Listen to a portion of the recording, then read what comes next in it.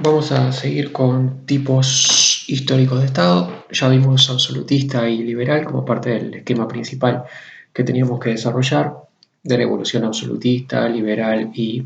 Estado social o de bienestar. Así que ahora vamos a estar desarrollando esta última etapa en la que nos encontramos, el Estado social o de bienestar, en base al texto de Castro. Como estamos complementando con el texto de Malamud, haría referencia también como variante del anterior a el Estado desarrollista, como caso que además atañe particularmente a la historia de América Latina en la última parte del siglo, mediados del siglo XX en adelante. Eh, Antes que nada, referir que el texto de Castro plantea en realidad como etapas separadas dos, la de Estado liberal democrático y luego la de Estado social o de bienestar. Yo estaría presentando la de liberal democrático como una eh, transición de pasaje hacia el Estado social. Ahora luego cuento por qué. De hecho, eh, creo que es más habitual encontrarse en los textos como fases históricas propiamente, Estado liberal y luego Estado social, y no considerar esta de Estado liberal democrático como una etapa aparte. La desarrollo primero, luego comentamos el por qué sí y por qué no. El asunto es que Castro introduce esta etapa como etapa de transición en el sentido que en esta etapa que iría ocurriendo a lo largo del siglo XIX, en su pasaje al siglo XX, comienzo del siglo XX, estaría marcada por procesos de industrialización, a raíz de la industrialización, urbanización de la población, migración campo-ciudad, concentración de la gente en las ciudades, relacionado con esas cosas, procesos de sindicalización, de organización de los trabajadores en sindicatos, en organizaciones para reclamar salario, condiciones de trabajo, pero en el contexto de fines del siglo XIX en Europa, luego comienzos del siglo XX en otras partes del mundo, ese reclamo pasaba a incluir también el derecho al voto. Como ya dijimos que el voto estaba acotado a muy poca gente, junto con los reclamos salariales o de condiciones de trabajo, venía siempre el reclamar el poder votar en las elecciones. Conforme ese reclamo fue siendo tenido en cuenta y el derecho al voto se extendió a una mayor parte de la población, junto con esa incorporación se fueron incorporando temas que hasta el momento no habían interesado como temas políticos, particularmente los temas de las políticas sociales y, por ejemplo, la respuesta a las situaciones de pobreza. Mientras el voto fue solamente de la élite, no había mayor interés en que el Estado se pusiese a construir políticas complejas para tratar de reducir desigualdades o resolver en la medida de lo posible asuntos como la pobreza, o mucho menos meterse a regular el mercado de trabajo, por ejemplo. En cambio, cuando el conjunto de la población pasó a votar, fue haciéndose necesario que los sistemas políticos se adaptaran a las demandas que tenía la gente que ahora votaba. Ahora votaba no solamente gente que tenía la vida resuelta, tenía sus propios medios de vida, tenía riqueza de por sí, ahora votaba también gente que tenía un montón de aspectos de su vida problemáticos en los cuales era necesario que el Estado interviniera. Por tanto, al incluirlos en el derecho a voto, cambió la agenda política y de pensar en un Estado mínimo que se ocupara solamente de la seguridad personal, la vigencia de los contratos y nada más, se pasó a un Estado crecientemente involucrado en cubrir aspectos sociales. Primero que nada, desarrollo del sistema educativo, por ejemplo, pero fundamentalmente después otras políticas que implicaban otro posicionamiento del Estado en general en materia social, aspectos de desarrollo del sistema de salud, desarrollo del sistema jubilatorio, etcétera, etcétera. Bueno, entonces esta transición hacia un Estado que cubra aspectos sociales vino a raíz de la expansión del voto, como se plantea por ahí, expansión del voto hacia el voto universal masculino, fundamentalmente en el siglo XIX en Europa y después ya pasando al siglo XX, expansión en cuanto a voto femenino también. Contaba que el texto de Castro es muy histórico, se dedica a enumerar muchas situaciones históricas relacionadas con cada una de estas etapas. Entonces, bueno, una de las marcas clásicas de este proceso es la expansión del voto en el Reino Unido, que es de los primeros países que empieza paulatinamente a expandir el voto, arranca por 1830, termina ya sobre final del siglo XIX, comienzo del siglo XX. Lo que hace el Reino Unido va extendiendo poquito a poquito un nuevo grupito cada vez, es como la salida pasito a paso de las situaciones coronavirus actualmente. Fue pasando de un voto censitario de muy poquita gente a un voto que estuviera extendido al conjunto de la población a comienzos del siglo XX, yendo grupo por grupo. Bueno, voy incluyendo a los alfabetizados, después voy bajando poquito a poco las condiciones económicas que pido, el nivel de propiedades, etcétera, etcétera. También cita el texto como las revueltas europeas de 1848, unas revueltas ligadas a reclamos de los trabajadores que se extendieron por todo el continente, fueron también disparadores de este proceso en el conjunto de esos países, como se refiere también a autores clásicos de cada época. Se podría mencionar a Stuart Mill como uno de los autores clásicos que desde el propio liberalismo va planteando la idea de adaptarse a que la democracia se extienda al conjunto de la población y que el Estado empiece a ocuparse de planos sociales de los que no se estaba ocupando. Y yo me he apuntado acá, ya que habíamos dicho que si miramos esto no desde Europa, sino desde América, hay situaciones particulares a atender, como el asunto de poblaciones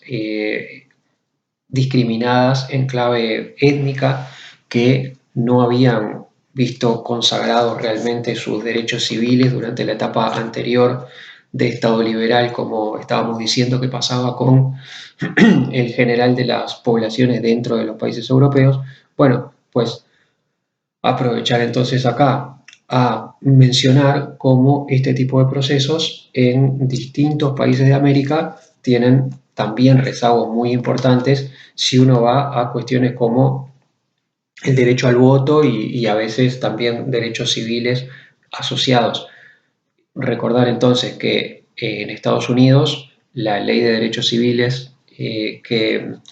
realmente iguala el derecho de la población afrodescendiente al de la población blanca viene recién en 1964. Hasta 1964, si bien se suponía que la población afrodescendiente podía votar en Estados Unidos,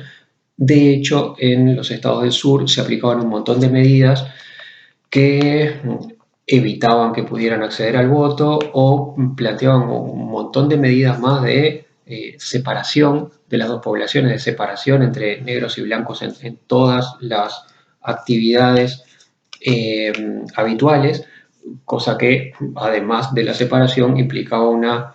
discriminación en la falta de acceso al mismo tipo de servicios y de acceso a ámbitos sociales en general. Bueno, recién entonces por mitad de los años 60 se realiza esa equiparación, o sea que agrego esto en términos de que si el texto de Castro nos está hablando de cómo durante esta etapa se iría dando la expansión paulatina del derecho al voto al conjunto de la población, pensando en la incorporación de los trabajadores y en todo caso en ese diferencial en, sí, los hombres llegan a tener acceso primero, las mujeres después. Cuando lo vemos en América hay que introducir la clave étnica y ver cómo algunos grupos tuvieron aún mayor rezago en acceder a estas cosas. Para el caso de la población indígena en América Latina, bueno, citar el caso de Bolivia, donde el derecho al voto de los indígenas se consagra recién por la Constitución de 1952. Agregado ahí que ligado a la sindicalización minera, en eso hay un lazo un lazo particular entre las peculiaridades del caso boliviano como caso latinoamericano y el proceso que está planteando Castro. O sea, el proceso de Bolivia es muy similar a lo que Castro está planteando de, llegaste a la expansión al voto del conjunto de la población por procesos de sindicalización. Los trabajadores se agrupan en sindicatos para reclamos laborales, junto con esos reclamos laborales empiezan a reclamar la extensión del voto. En Bolivia es efectivamente así como se llega a procesar la incorporación de los indígenas al voto, es con el desarrollo de la industria minera y de la sindicalización de los obreros mineros que se llega a incorporar al voto a esta población. Hay trabajos sobre Bolivia que dicen, bueno, hay que tener en cuenta que la expansión del voto se da por el reclamo de los mineros, no obstante, los indígenas ya participaban, aunque sea a pura presión, reclamo y empuje desde fuera del sistema político, legal y formal, participaban de la política porque las comunidades indígenas, esto que decía recién, eran factores de presión, generaban rebeliones, protestas en los momentos en que tenían reclamos más fuertes para hacer. Entonces, no es que los indígenas en Bolivia aparecen en 1952, aparecían antes, pero justamente antes de eso aparecen no como parte del sistema democrático vigente y formal, sino como actores que desde fuera del aparato institucional formal reclaman cuando algo pasa todos los límites en cuanto a lo que se pudiera aguantar. En cambio, la incorporación, no como actores externos de reclamo en casos in extremis, sino como parte del sistema democrático, como parte del sistema político establecido, se da una vez que los trabajadores formaron agrupaciones sindicales y a partir de ahí fueron incorporados al voto. Ah, iba a pasar a estado social, pero pasemos antes por la discusión de por qué sí o por qué no. Discusión que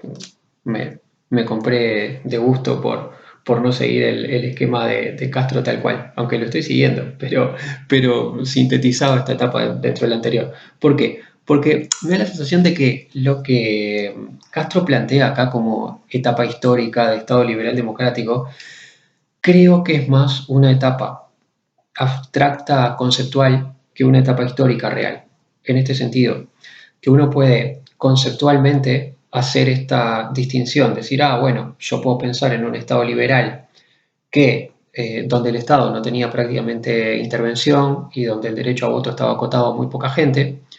y puedo conceptualmente aislar estos dos procesos. Primero se expande el voto,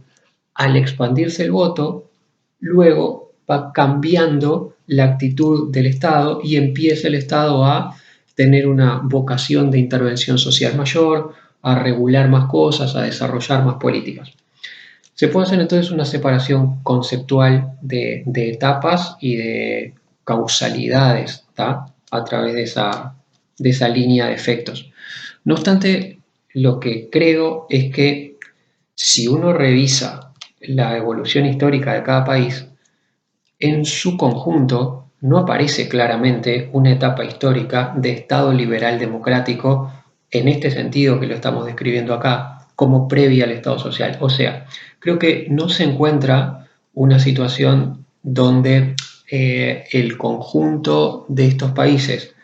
primero claramente haya expandido el voto sin hacer ningún tipo de expansión del Estado hacia tareas sociales, de intervención económica, de intervención en la regulación del trabajo, etcétera, y todo eso venga después. No está claramente marcado en la historia que primero se hizo una cosa sin hacer la otra y recién después se empezó la expansión de tareas del Estado. Más bien creo que es al contrario. que cuando uno se pone a repasar el proceso histórico de cada país, lo que tiende a encontrarse es que esos dos procesos están mezclados. Es que se va expandiendo el voto y conforme se va expandiendo el voto, el Estado ya empieza a tener intervenciones más allá de lo que estaba pautado para el Estado liberal clásico, al punto de que cuando uno llega a la fase de Estado social plenamente, eh,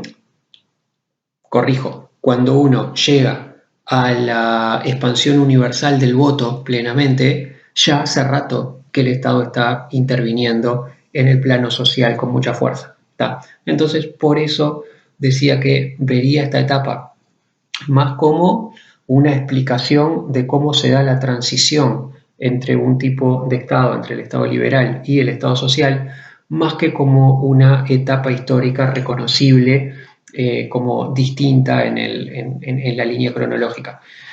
De hecho, habíamos dicho que el Estado liberal tenía como momento histórico de plenitud el siglo XIX.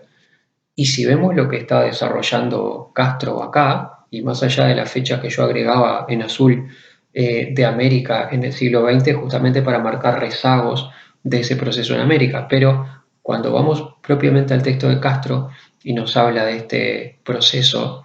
el proceso de expansión del voto lo está situando durante el propio siglo XIX, o sea, tendríamos esta etapa prácticamente solapada a la etapa de Estado liberal. Por eso, bueno, más que ser una etapa diferente en el tiempo, más bien yo creo que es la vería como un momento de transición entre un tipo de Estado y otro. Cuando termina de expandirse el voto, ya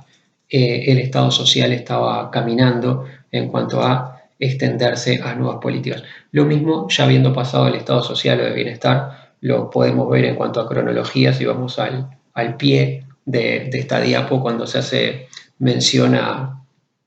reformas que tienen que ver con la expansión hacia este Estado social y se marca que las primeras, si uno va al origen, arrancan de finales del siglo XIX. ¿Tá? Ahí se ve como al mismo tiempo que estabas expandiendo el voto, estabas ya dando los primeros pasos en el Estado social, cosa que se iba a consagrar más plenamente en el siglo XX. Bueno, respecto al estado social o de bienestar, a ver, arrancar por plantear que la diferencia de términos, yo siempre le hago el texto de Castro habla de estado de bienestar. Siempre decimos que el texto de Castro está escrito en Europa y pensando más en aquella realidad. A veces se plantea que el estado de bienestar sería un término que acomodaría más a la situación de los países más desarrollados que han llegado a un determinado nivel de vida, por tanto, no serían propiamente estados de bienestar todos los estados que actualmente desarrollan actividades sociales. En cambio, el término estado social sería más amplio porque abarcaría a todos los estados, en definitiva, casi todos los estados del mundo, que actualmente desarrollan actividades sociales como parte de las tareas básicas y obligatorias que el Estado se plantea. En este sentido, todos seríamos estados sociales en esta etapa de la historia y algunos, los estados sociales con mayor desarrollo y mayores resultados en nivel de vida, en su desarrollo general, serían entonces estados de bienestar. Por eso siempre uso los dos términos. Bueno, y sobre todo porque el texto de Castro nos está hablando de estado de bienestar, pero creo que acomodaría un poco más estrictamente el término estado social si uno quiere incorporar dentro de esta misma etapa al conjunto de los países en desarrollo. Características fundamentales de esta etapa, bueno, lo dado por la etapa anterior. Dado el proceso que Castro sitúa en el Estado liberal democrático, durante el Estado social, el Estado pasaría a tomar la intervención en aspectos sociales y en aspectos económicos como parte natural de su desarrollo, a diferencia de la etapa liberal en que se entendía que el Estado estaba solamente para garantizar seguridad básica y vigencia de contratos y que no debía meterse en ninguna cuestión social o económica. manteniendo entonces el esquema liberal de derechos civiles y políticos, o sea, el sistema democrático, y acá lo de los derechos políticos, porque ahora sí ya estamos hablando de un voto extendido al conjunto de la población. Lo que esta etapa hace es incorporar derechos sociales a las libertades básicas que se habían empezado a consagrar en el Estado liberal, a los derechos políticos que de a poquito fueron apareciendo y creciendo conforme el voto se extendía. Agregamos entonces derechos sociales como parte de los derechos de la ciudadanía asociados a estos estados. O sea, acá se va a empezar a hablar de derecho a la educación, derecho al acceso a la salud, derecho a la vivienda, y entonces todas estas dimensiones van a implicar acciones necesarias del Estado. El Estado tiene que tener un sistema educativo público que pueda alcanzar a toda la gente. Tiene que tener acceso de alguna forma al sistema de salud. El Estado tiene que garantizar de alguna forma el acceso al derecho a la salud. De alguna forma los Estados tendrán acciones en relación al derecho a la vivienda. Tendrán redactado ese derecho en la Constitución, en las leyes, y tendrán políticas de vivienda que de alguna forma tratan de hacer expresivo ese derecho en la población que más lo necesite. Bueno, todo este cambio de pensar de pensar un Estado que no debería intervenir con ningún tipo de ayuda social, como lo relatamos ya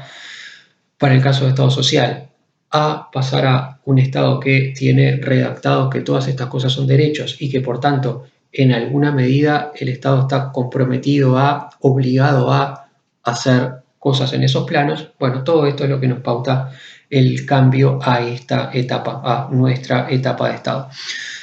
Todo lo cual además tiene como correlato la intención, el propósito de reducir desigualdades. Desigualdades que se habían hecho muy fuertes y habían tensado mucho a las sociedades en el proceso de industrialización. Ya dijimos desde el arranque, que en las grabaciones anteriores, que el proceso de industrialización había forzado mucho los niveles de desigualdad y sobre todo concentrado esa desigualdad en las ciudades entre poblaciones de trabajadores con condiciones de vida muy malas y al mismo tiempo generación de procesos de enriquecimiento muy fuertes. Bueno, la sociedad había sido muy tensada por estos procesos. La construcción, el desarrollo del Estado social tiene que ver también con buscar apaciguar esa disparada de desigualdades y contener, poder procesar las tensiones sociales y políticas que se daban en relación a eso. Volviendo a aquel concepto del inicio de Vallès de la política como reguladora de conflictos sociales, bueno, pues acá tal cual. Habría que subrayar que parte de las funciones básicas del Estado social era volver a ser gobernable a la sociedad y bajar el nivel de tensiones que se estaban disparando con las transformaciones económicas. Habría que señalar tres ejes principales de cambio que este Estado pautó, o sea, tres tipos de cambios que se generaron. Yo vengo insistiendo mucho y siempre se tiende a hacer así, a subrayar la expansión en políticas sociales como una parte fundamental del cambio, pero habría que destacar tres ejes. Por un lado, sí, el del desarrollo de políticas sociales, o sea, este Estado va a tener un despliegue en política social que el Estado liberal no tenía y que el Estado liberal en realidad se negaba a tener. Pero además habría que agregar otros dos. El segundo, el de la regulación. Los estados sociales buscan ser reguladores de la actividad económica, de las relaciones laborales en general, de una manera también que el Estado liberal buscaba no hacer y consideraba negativo hacer. El Estado social en el siglo XX, digamos que le pierde el miedo a regular aspectos económicos y pone al Estado a gobernar esos procesos en alguna medida. La tercera de las líneas, la función productiva, la fase productiva. El Estado muchas veces interviene además como agente de producción a través de empresas públicas. ¿Tá? Así que este Estado social no es solamente, el Estado construye más políticas sociales, interviene más en lo social y económico por la vía de cualquiera de esos tres ejes: política social, políticas de regulación o regulativas, como le hemos llamado antes, y política productiva.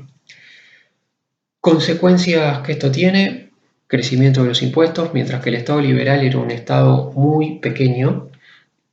muy mínimo en sus funciones, muy mínimo en sus gastos y muy mínimo en su necesidad de personal y de funcionarios. El Estado social necesita crecer por tanto también en términos de impuestos, porque usa más plata, tanto en funcionarios como en desarrollo de políticas, y por tanto crecimiento entonces también del funcionariado junto al crecimiento del gasto social. Comentaba que este proceso tiene sus orígenes en los países que primero empiezan a hacer este giro ya sobre finales del siglo XIX. No obstante, se termina de consagrar en los países desarrollados en la posguerra, desde los años 40 y hasta los años 70. Durante esas 3 décadas de fuerte crecimiento económico en los países desarrollados, es que termina de dispararse la construcción de los estados de bienestar, termina de dispararse la construcción de estados que tengan plenamente y muy fuertemente todas estas características, y particularmente el haber desarrollado fuertemente políticas sociales. Las dos marcas históricas señaladas y mencionadas también en el texto para esto tienen que ver con esa especie de dos escalones en los cuales el estado de bienestar crece en los países desarrollados. Primero, un primer impulso hacia fines del siglo XIX, cuando los primeros estados que van saliendo del esquema de estado liberal para pasar a este esquema empiezan a desarrollar paquetes de políticas sociales, particularmente el caso de Alemania con las reformas de Bismarck en los años de 1880, como se marca por ahí, que están en principio muy relacionadas a la política jubilatoria y los aseguramientos relacionados al trabajo, de las primeras políticas sociales que van surgiendo luego de la política educativa. Hoy mencionaba la política educativa siempre como parte inicial de este impulso,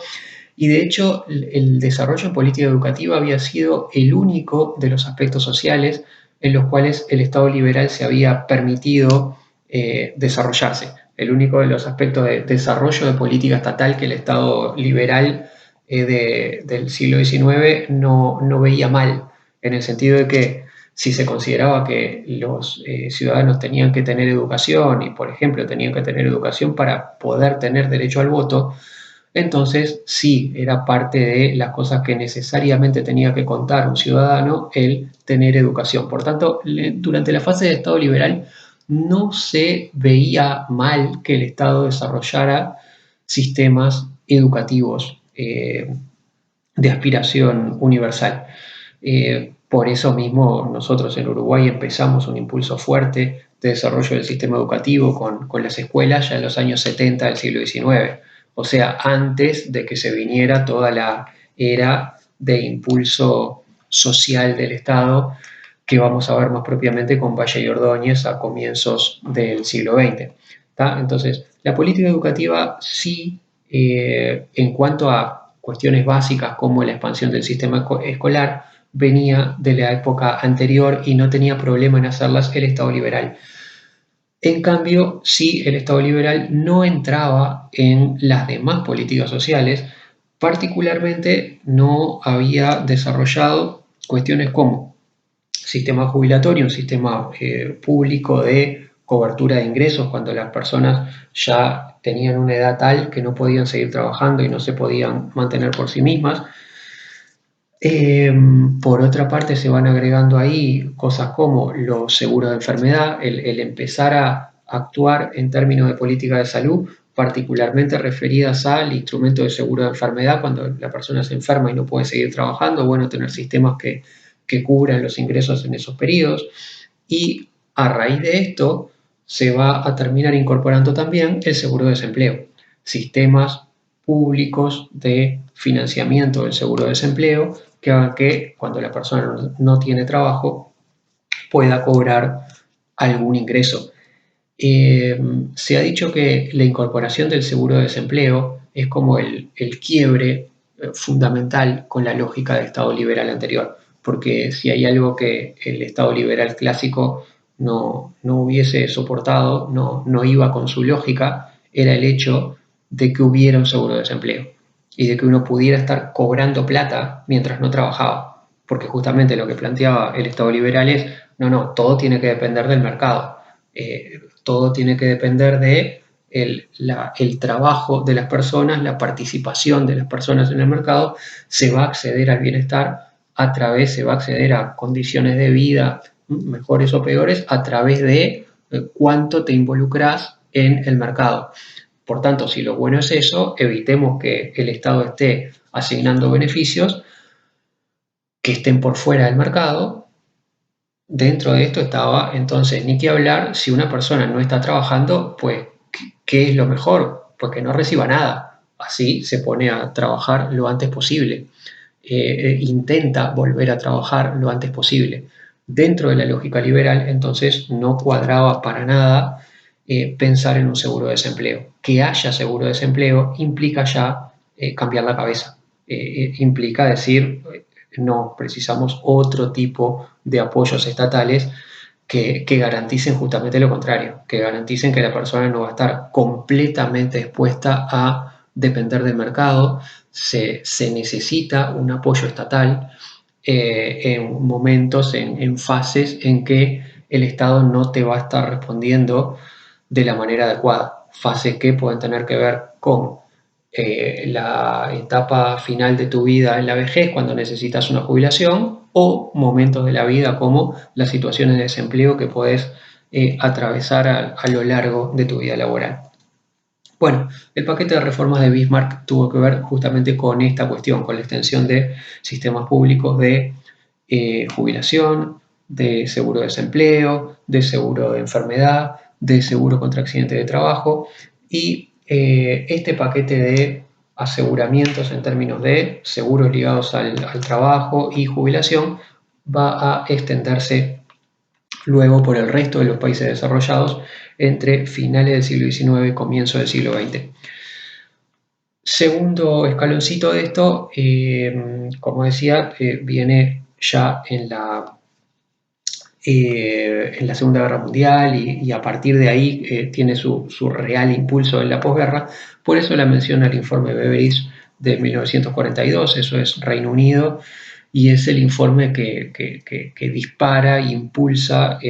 una mayor intervención, un mayor despliegue de políticas sociales en Reino Unido relacionados con reducir la situación de pobreza. Básicamente lo que el informe Beveridge planteaba era la cuantía de la situación de pobreza en Reino Unido en aquel momento, en medio de la Segunda Guerra Mundial, las condiciones de vida de la gente en situaciones de pobreza y bueno, entonces la necesidad de meterle más plata a las políticas sociales para responder a eso. Bueno, como respuesta a este tipo de planteos es que viene el despliegue del estado de bienestar a partir de aquel momento. Y sobre todo como en la salida de la Segunda Guerra Mundial, mencionaba antes, las 3 décadas que vinieron después fueron de una expansión económica muy fuerte en los países desarrollados, pues hubo aire, espacio a que ese gasto en coberturas sociales creciera mucho más. Como autores clásicos de esta época, bueno, ahí por supuesto que Keynes, en cuanto que Keynes fue parte de los teóricos y el más famoso y de más repercusión internacional de los varios autores que en esta época empezaron a plantear la necesidad de que el Estado tuviera más participación en la economía para resolver problemas económicos, para activar la economía, para sacar a la economía de las crisis cuando tenía crisis y junto con esto para apoyar el despliegue de mejores condiciones de vida, para impulsar una mayor capacidad de demanda, una mayor capacidad de compra en la gente, que entonces generara un ida y vuelta positivo entre mejor dinámica de mercado a impulso del Estado y mejores condiciones de vida para la gente. Bueno, por eso ahí la menciona Keynes como uno de los autores que hace parte de este impulso de pensar el Estado liberal clásico a pensar un Estado social con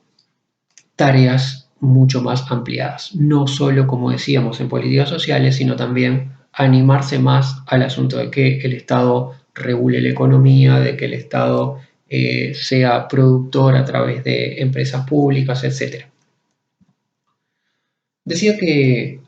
justamente en relación a esto quería agregar como variante del propio Estado social la variante de Estado desarrollista, que viene a cuento para los países en desarrollo y particularmente para América Latina. Y acá la mención a Estado desarrollista la hago aprovechando el texto de Malamud, mientras que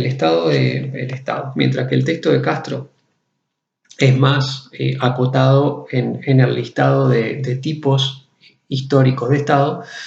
Malamud es más amplio y tira una tipología con más casos. Así que uno lo que puede hacer es agarrar el texto de Malamud como complementario e ir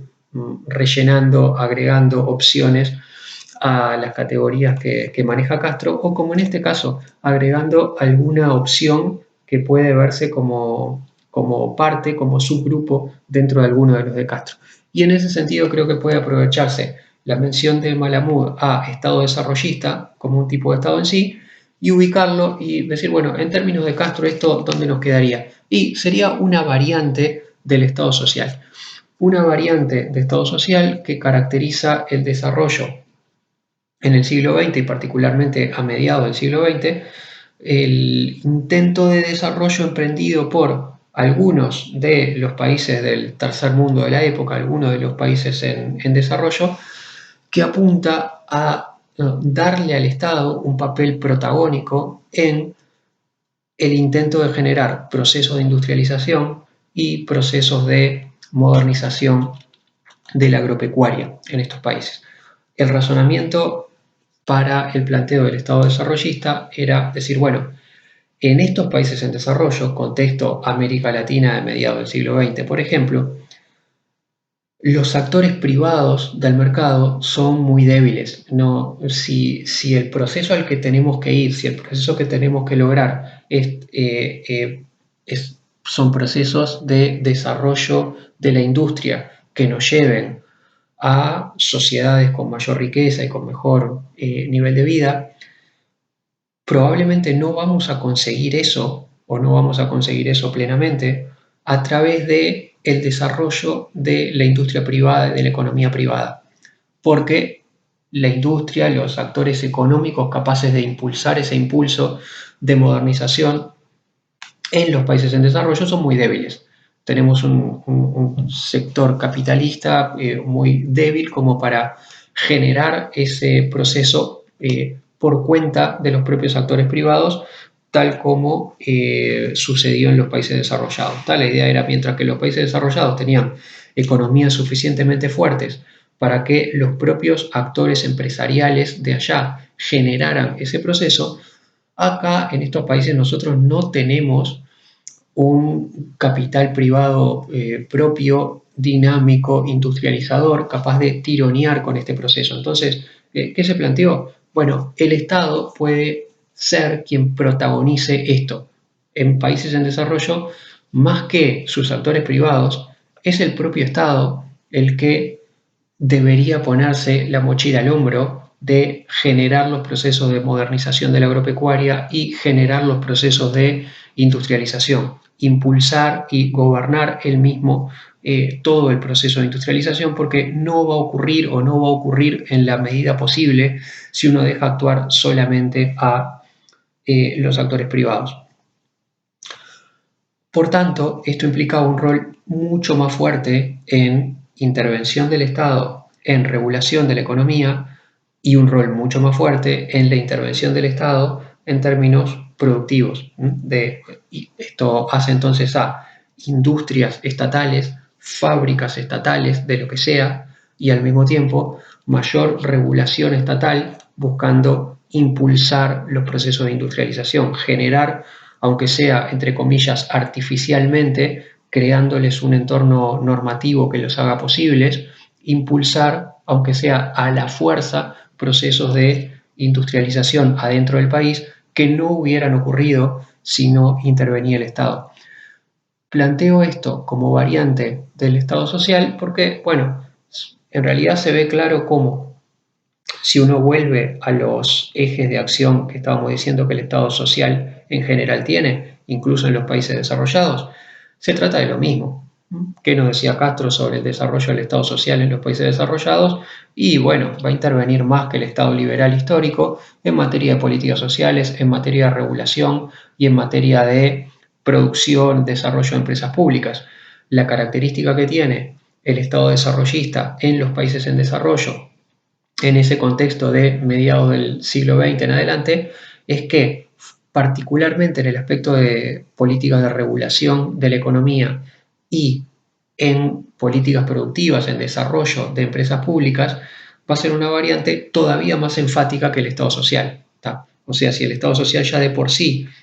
tiende a ser más eso que el Estado liberal, aún en los países en desarrollo, perdón, aún en los países desarrollados, la cuestión es que el Estado desarrollista en los países en desarrollo mucho más le tira al Estado la responsabilidad de meterse y de meterse mucho más ampliamente en regular la economía y en desarrollar la producción. Porque en los países desarrollados estabas diciendo simplemente, por ejemplo, sí, regular más la economía e intervenir más en la economía porque el Estado puede tener un rol positivo en sacar a la economía de las crisis, ¿tá? Habíamos pasado por la experiencia de la crisis del 29 y como planteaba Keynes, el Estado puede ser un instrumento de acicate, de imprimirle dinámica económica a la economía para sacarla de la crisis. Sin embargo, en los países desarrollados no le estabas pidiendo al Estado necesariamente que desarrollara él mismo las industrias que te hicieran pasar de ser un país más bien agropecuario a ser un país industrial. En cambio, en los países en desarrollo, sí ese era el planteo que le estaba haciendo al Estado, eh, la, la, visión, la escuela, el planteo del Estado desarrollista. No solo es el Estado puede solucionar crisis, el Estado acá tiene que encargarse de protagonizar el proceso de desarrollo. Así que tendría las mismas características que el Estado social en general, pero con más fuerza, con más énfasis. Finalmente, quería, bueno, a todas estas cosas, todas estas cuestiones de discusión sobre Estado desarrollista, pros y contras, alcances, límites, desarrollo de este proceso y revisión de este proceso, vamos a volver cuando hablemos en el próximo texto, en la próxima sección de la unidad, de cómo se dio este proceso en Uruguay en el siglo XX, porque tenemos un texto específicamente para ver eso, para ver el impulso y revisión del proceso de expansión estatal en el Uruguay en el siglo XX. Pero antes de ir a ese desarrollo del caso uruguayo, y justamente para introducir en general esta idea de los vaivenes que ha habido desde el surgimiento del Estado social respecto a cuánto el Estado tiene que intervenir y cuánto no, quería justamente hacer entonces unos comentarios finales que sirvan justamente como gancho, ¿tá? Como enganche entre, por un lado, epílogo y comentario final de todo esto que estuvimos viendo respecto al desarrollo del Estado en etapas históricas hasta llegar al Estado social y que anticipe a su vez las cosas que tenemos que discutir luego para el caso uruguayo con el texto de desarrollo del Estado uruguayo en el siglo XX. Por un lado, marcar como comentario de cierre a la evolución que estuvimos viendo entre Estado liberal y Estado social, que lo particular que tiene esta etapa de Estado social es que yo ponía por ahí, no es el ideal de partida de ninguna ideología. O sea, la situación en la que estamos ahora no era el ideal de nadie. El tipo de Estado que ahora tenemos no era el tipo de Estado perfecto planteado por ninguna de las visiones en discusión. Por lo general, lo que acunó el siglo XIX es una discusión entre planteos más extremos, entre modelos más extremos, que iban, por un lado, en visiones más radicalmente estatistas, por ejemplo, la del socialismo clásico en general, que o más bien por lo que pugnaba era por estatizar completamente a la sociedad y poner todo en manos del Estado. Y por otro lado, desde la otra punta, la visión liberal, con una visión muy antiestatista, que en su forma más pura en el siglo XIX, lo que planteaba era, como vimos, Estado liberal histórico, que el Estado no se meta en absolutamente nada en lo referente al plano social, al plano económico, a la regulación de la vida. Por tanto, se partió de un enfrentamiento en negro-blanco entre posiciones ultra-mercado o posiciones ultra-estado, y de esas oposiciones fuimos derivando en algo intermedio, en un Estado que sí interviene en aspectos sociales, sí interviene sobre la economía, pero sin hacerse cargo de la economía y de la sociedad en todos sus aspectos. O sea, no pasamos al Estado socialista, que en todo caso luego lo repasaremos cuando en la próxima veamos las otras formas de Estado que nos quedan por listar al margen de este proceso clásico, cuando repasemos formas de Estados totalitarios. No pasamos a un Estado completamente estatizado, sino que lo que tenemos es un Estado que interviene en algunas cosas al mismo tiempo que mantiene una dinámica de mercado y un movimiento de actores privados libremente. Quedamos entonces en un miti-miti, en una situación mixta de cierta expansión estatal y cierta convivencia de pautas liberales de mercado libre. Subrayo esto porque, bueno, eso, pues en definitiva esto no era el ideal de ninguna de las dos partes. Por tanto, esta situación de miti-miti, esta situación mixta de que quedamos a media agua respecto a un sistema y respecto al otro, mantiene siempre abierto el debate de entonces cuánto debe intervenir el Estado, qué tanto tiene que intervenir el Estado en generar coberturas sociales y hasta qué punto, qué tanto tiene que intervenir el mercado en el Estado en regular el mercado, qué tanto tiene que intervenir el Estado en generar empresas públicas y qué tanto no. ¿Tá? Si nos paramos ahora a ver la discusión pública actual del país, vamos a encontrar por todos lados puntos de discusión que hacen estas cosas. Puntos de discusión respecto a si lo que desarrolla el Estado en políticas sociales está bien o si hay alguna de esas cosas que no debería hacerlas y que son cuestionables. Discusiones entonces sobre hasta dónde sí y hasta dónde no con las políticas sociales. Discusiones respecto a hasta dónde sí y hasta dónde no con la regulación estatal de aspectos sociales y económicos como el mundo del trabajo. Discusiones como las que tenemos ahora respecto a el derecho de huelga, las ocupaciones, etcétera, etcétera. Hasta dónde va el Estado legitimando qué cosas en ese plano. Respecto a la faz productiva y a cuánto se desarrolla el Estado en empresas públicas, ni qué hablar. Mismo ahora en la discusión, en este momento de la ley de urgencia, hay aspectos debatidos que tienen que ver con qué tanto ir por desmonopolizar áreas del Estado en ese terreno, o bien si no desmonopolizás, entonces de qué manera podés ajustar el equilibrio entre cuánto hace el Estado y cuánto deja terreno a actividad de mercado en ese plano, o cuánto seguía el Estado por claves de mercado para desarrollar su actividad. Esto último particularmente se ha estado discutiendo en estas semanas en relación a ANCAP y el precio de los combustibles en Uruguay. Por otra parte, discusiones sobre ANCAP y sobre el precio de los combustibles en Uruguay, bueno, pues desde que tenemos ANCAP y desde que tenemos combustibles. ¿Qué quiero decir con toda esta serie de ejemplos? Que constantemente, en el momento en que pares a ver de qué se está discutiendo en Uruguay, vas a estar encontrándote discusiones sobre cuánto Estado o cuánto mercado respecto a cualquiera de estas cosas, a políticas sociales, a regulación y a desarrollo productivo y políticas estatales en el campo productivo y empresas públicas. Y esto en Uruguay como en cualquier país. Porque, en definitiva, mirando la cosa,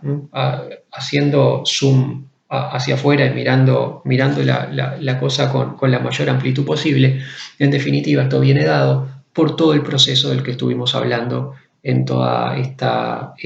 serie de etapas históricas que repasamos. Estamos en todas estas discusiones porque arrancamos con un estado mínimo que era el ideal de la ideología liberal, fuimos avanzando desde el siglo XIX y a través del siglo XX hasta ahora en un estado que fue aumentando sus niveles de intervención en esos tres ejes que hemos estado comentando, sin embargo, no pasando, por lo menos en estos casos de estado social o estado de bienestar, no pasando a un estado que asuma completamente todo el manejo económico y social como planteaba el socialismo del siglo XIX, sino que evolucionamos a una situación mixta. Una situación mixta, un poco de Estado y un poco de mercado, las dos cosas conviviendo y las dos cosas en un cierto equilibrio, que no eran el ideal de ninguno de los dos extremos que estaba discutiendo sobre esto, y por tanto, desde cualquiera de esos dos lados, siempre se pueden mantener, siempre se mantienen disputas sobre si no habría que ajustar el equilibrio en el que estás. ¿Tá? Definiste un cierto equilibrio y ese equilibrio está siempre desafiado, discutido y con sugerencias de ajuste, tanto de un lado como del otro. Siempre hay posiciones más estatistas diciendo lo que el Estado hace en esos tres ejes es poco y deberíamos apostar más al Estado y un poco menos al mercado en cualquiera de esas tres dimensiones que hablamos, y por otra parte tenés posiciones más liberales proponiendo lo contrario, ajustes en el otro sentido, en darle más espacio al mercado y bajarle intensidad al Estado en cualquiera de esas tres facetas. O sea que nos quedamos haciendo equilibrio entre dos posiciones que mantienen siempre la discusión respecto a ajustar en un sentido o en el otro. Y esto ha tenido sus vaivenes en cada etapa, ¿tá? Por eso lo de que queda abierto el debate en cuanto a cuánto de Estado poner en la fórmula y cuánto de mercado, esto ha estado permanentemente expuesto a vaivenes tanto en los países desarrollados como en los países en desarrollo desde mediados del siglo XX para acá. Y entonces listaba por ahí brevemente como grandes etapas de esto, desde los años 30 a los años 70 y un empuje estatista muy fuerte en los países desarrollados, esto a raíz de la crisis del 29 y las consecuencias de la crisis, hasta los años 70. Durante esa época, coincidiendo con el desarrollo del estado de bienestar, hay un impulso de crecimiento estatal muy fuerte en los países desarrollados y de creciente confianza en que el Estado intervenga sobre la economía para mejorar su desempeño. Por el contrario, desde los años 70 hasta los años 90 hay la contraola, una reeclosión de mirada liberal, planteando justamente lo contrario, diciendo el Estado creció demasiado para vivir mejor, para tener una economía más sana, para tener más dinámica. Lo que precisamos es justamente al revés. Precisamos menor gasto público, menor costo del Estado, menor estructura estatal y mayor espacio para la dinámica de mercado. Esto que le escucharíamos decir siempre a cualquier liberal en cualquier país del mundo, en cualquier momento. Bueno, pues esta mirada tuvo una revitalización fuerte en los países desarrollados y después como eco también en el contexto nuestro de América Latina en los años 70-90. A su vez, particularmente en el contexto latinoamericano, desde los años 2000, hemos visto de vuelta una ola al revés, una revalorización del rol del Estado y un reimpulso a la expansión estatal, fundamentalmente en el desarrollo de políticas sociales, en algunos estados también una vuelta a un Estado más regulador y con más despliegue en muchos más campos. Argentina propiamente en la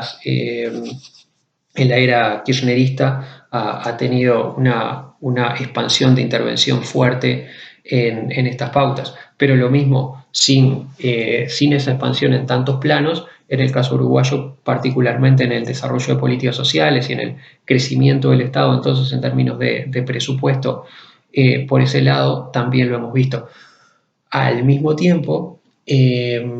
se ha destacado mucho como los últimos países en industrializarse, los países del este asiático, del sudeste asiático, se han industrializado en base a estados que han sido muy partícipes de este proceso, que han coordinado los procesos. ¿Tá? El planteo es la industrialización de países como Corea del Sur en la segunda mitad del siglo XX no es una industrialización por la vía liberal, no alcanzaron la industrialización por la vía del libre mercado, al contrario, lo alcanzaron por estados capaces de gobernar el proceso, regular y propiciar el proceso de manera que en articulación con las empresas, en articulación con actores privados, y de ahí el término de estados enraizados, estados con mucho diálogo e interrelación con las empresas para ver por dónde favorecer y con qué tipo de medidas de política comercial, de política aduanera, de política económica, de qué manera ajustarse, sintonizarse con las empresas, de qué manera entonces así el Estado podía colaborar en impulsar procesos de industrialización. Bueno, esta conclusión de sí, vos fijate que impulso liberalizador durante los años 70-90, pero durante el final de ese impulso liberalizador, buena parte de los economistas pasa a señalar, fíjate que los países que han conseguido industrializarse en este periodo precisamente no se industrializaron en base a dejar puro mercado privado y que el Estado no intervenga. Al contrario, los países que lograron industrializarse en esta última etapa, a fines del siglo XX, lo hicieron en base a estados que intervinieran en la economía, regularan la economía en alguna forma, aunque sea para ver el modo de favorecer ese desarrollo de industrias privadas. Bueno, pues entonces, proceso histórico que nos llevó de un estado muy chiquito a un estado muy extendido, pero asumiendo que ese estado muy extendido no va a encargarse de todo, sino que lo que tiene que hacer es estar en equilibrio, en un cierto equilibrio con el mercado, estatizar ciertas cosas, regular ciertas cosas, desplegar estado hasta cierto punto y desde ese cierto punto para adelante tenés que dejar espacio a la dinámica del mercado que te garantice dinámica económica, de crecimiento y tal. ¿Dónde pones exactamente ese equilibrio? Ahí viene la discusión de todos los actores del sistema político en cualquier país. En cualquier lado te vas a estar encontrando unos tironeando a yo esta fórmula la quiero con un poquito más de mercado, otros planteando yo esta fórmula la pondría con un poco más de Estado. Y con vaivenes en el tiempo, a veces más fuerza de una visión, otras veces más fuerza de la otra visión, pero hemos estado siempre yendo y viniendo respecto a estos ajustes, como decía hace un rato, en definitiva, porque no vivimos en el ideal de nadie, no vivimos en ninguno de los ideales que el siglo XIX había desarrollado, sino que vivimos en una especie de gris que es una mixtura de los distintos ideales que había y por tanto siempre discutiendo nos aclimatamos, nos hicimos a la idea de que no es ni un extremo ni el otro, no es ni el puro Estado ni tampoco el puro mercado, y una vez que nos hicimos esa idea, pues queda abierto para todos discutir exactamente dónde ponemos el punto de equilibrio entre esos dos componentes.